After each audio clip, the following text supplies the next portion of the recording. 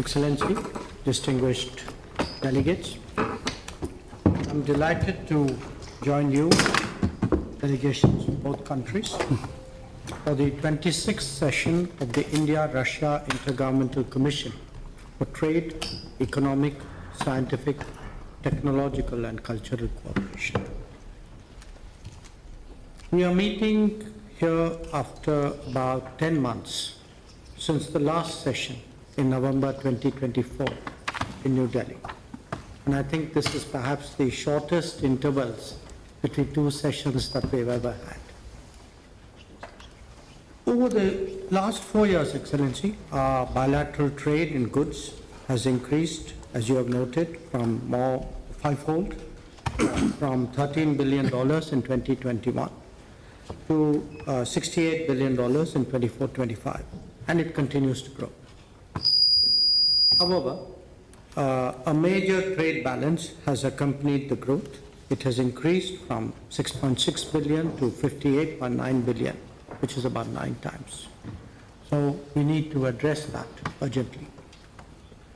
Today, as we meet, allow me to lay out some of the salient features of the agenda before us, addressing tariff and non-tariff trade barriers, removing bottlenecks in logistics, promoting connectivity through the international North-South transport corridor, the Northern Sea Route, and the Chennai-Vladivostok corridor, effecting payment mechanisms smoothly, timely finalization and execution of the program of economic cooperation till 2030, the early conclusion of the Eurasian Economic Union FTA, whose terms of reference were finalized today, and regular interaction between the businesses of the two countries.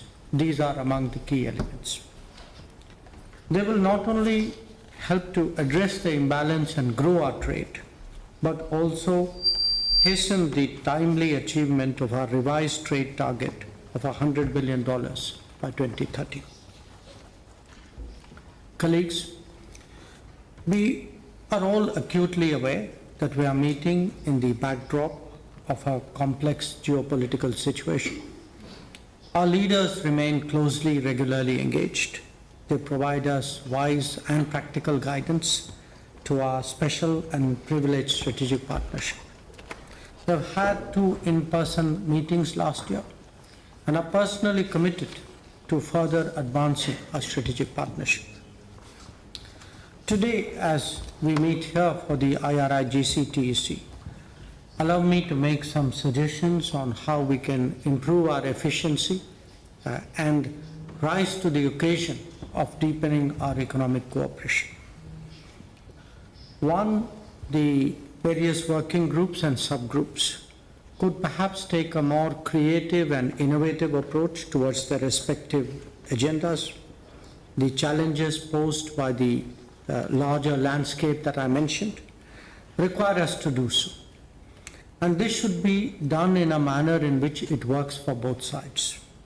So when we speak today, as you did, Excellency, of the smoothness of settlements, of better logistics, of diversifying our trade basket, of creating more joint ventures, of moving on skilling and mobility, these are some of the areas, some examples of what we need to focus on more effectively.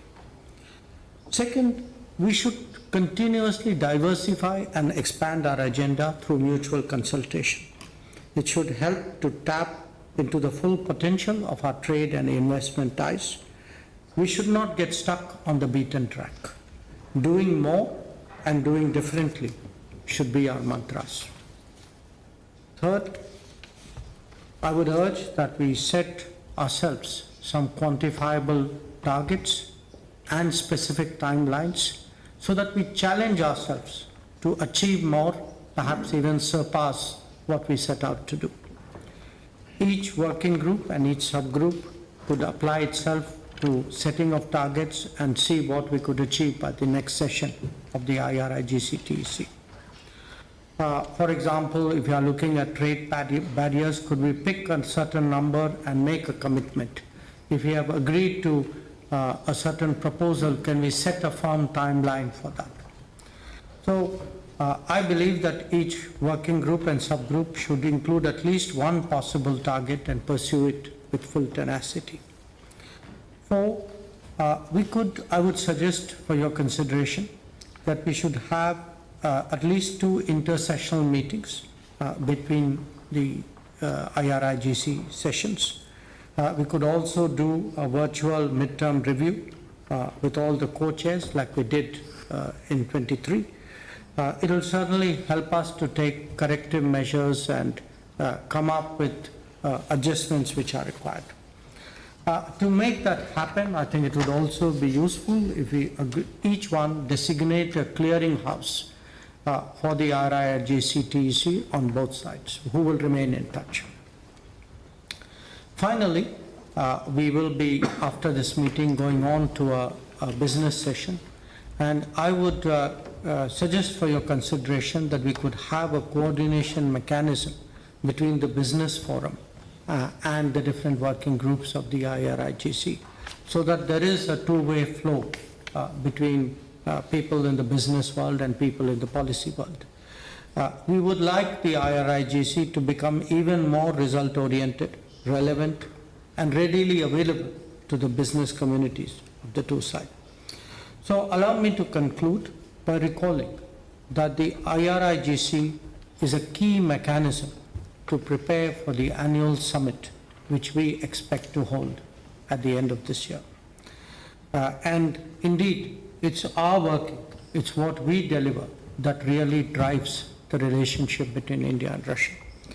So I thank you once again for your warm welcome, for your hospitality, for the excellent arrangements for today's meeting. I look forward to our fruitful discussions. Thank you.